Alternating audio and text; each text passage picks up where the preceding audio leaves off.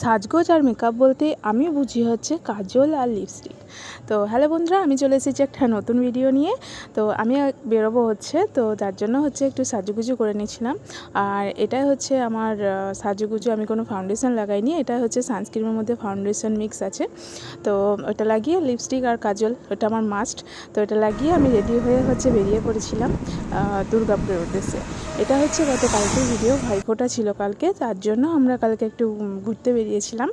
তো দেখুন আমরা চলে এসেছি হচ্ছে শিবশক্তিধাম। তো কিন্তু মন্দিরটা হচ্ছে বন্ধ ছিল, কারণ 5টা বাজেনি। মন্দিরটা হচ্ছে বিকাল 5টা থেকে খোলে। তো মন্দিরটা ওদিকে বন্ধ আছে, যার জন্য চলে গেছিলাম হচ্ছে চা খেতে এই যে ভাইয়ের দোকানে। তো চাটা কিন্তু খুবই টেস্টি, বাতাসা দিয়ে বানায় চাটা। তো আমার তো খুব ভালো লেগেছে, চায়ের কালারটাও যেমন ভালো, চাটাও কিন্তু খুব সুন্দর। তো মন্দিরটার একটু পেরিয়ে গিয়ে হচ্ছে চায়ের দোকানটা আছে। তো ভাইটাও বলছে যে আবার কখনো আসলে নিশ্চয়ই আমার দোকানে আসবে। তো চাটা খেয়ে হচ্ছে চলে এসেছিলাম এখানে মন্দিরের কাছে। তো মন্দিরেই হচ্ছে তিলক লাগানো হচ্ছিলো। তো দেখুন আমিও হচ্ছে তিলক লাগিয়ে নিচ্ছি। তো এরপরেই হচ্ছে তিলক লাগিয়ে তারপরে হচ্ছে আমাদের গেট খুলে যাবে। তো তিলকটা লাগিয়ে কেমন লাগছে জানাবেন। তারপরে এই যে দেখুন গেট কিন্তু এখানে খুলে গেছে। তো গেট খুলে যাওয়ার পরেই পাশেই যে একটা পুকুর আছে, পুকুরের জলটা হচ্ছে শুনেছি যে ওটা কোনো জায়গা থেকে গঙ্গা জল এটা নিয়ে এসে এখানে হচ্ছে ঢালা হয়েছে। তো এখানে কত মাছ, যত খাবার দিচ্ছে মাছগুলোকে, মাছগুলো তত হচ্ছে লাফিয়ে লাফিয়ে উঠছে। তো দেখতে কিন্তু বেশ ভালো লাগছিল। তারপর ওটা দেখার পর চলে যাচ্ছিলাম হচ্ছে মন্দিরের দিকে।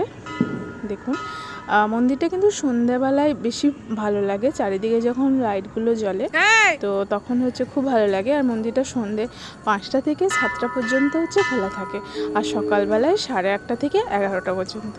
তো দেখুন আমরা ভেতরে চলে এসেছি, ভেতরটা বেশ সুন্দর, চারিদিকটা বেশ।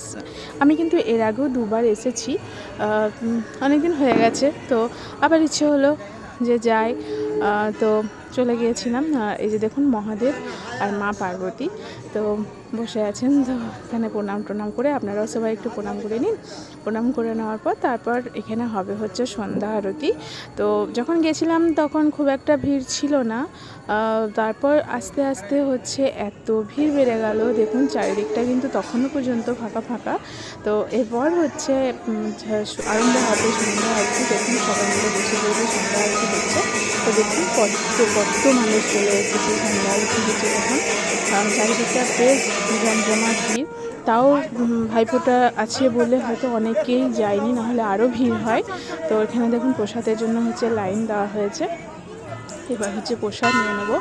আর প্রসাদের কিন্তু ব্যবস্থা আছে কি, যে পুজোর পর আরতি আর ফুলটা কিন্তু লাইনের মধ্যেই দেওয়া হয়। তো ওখানে নিয়ে আর এখান থেকে হচ্ছে একটু পায়েস প্রসাদ দিচ্ছিল। তো এর আগে যখন এসেছিলাম না, তখন কিন্তু হচ্ছে বাটিতে করে দিচ্ছিল। তো যাই হোক, প্রসাদ খেয়ে বেরিয়ে পড়েছিলাম আমরা। তো এখানে চলে এসেছিলাম আর একটা মন্দিরে, মা সীতা আর রামের মন্দির। তো ওখানে ঢুকে ওখানে কিছুক্ষণ, এখানে বেশিক্ষণ থাকবো না যেহেতু আমাদের অনেকটা রাত হয়ে গেছে।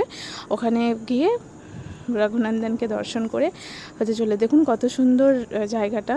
টাইম থাকলে হচ্ছে ঘাসগুলোর ওপরে বসতাম, বেশ ভালো লাগছিল দেখতে। এখানেও কিন্তু আমি অনেক আগেই এসেছিলাম বাবার সাথে। তো এখন অনেক দিন পর এলাম।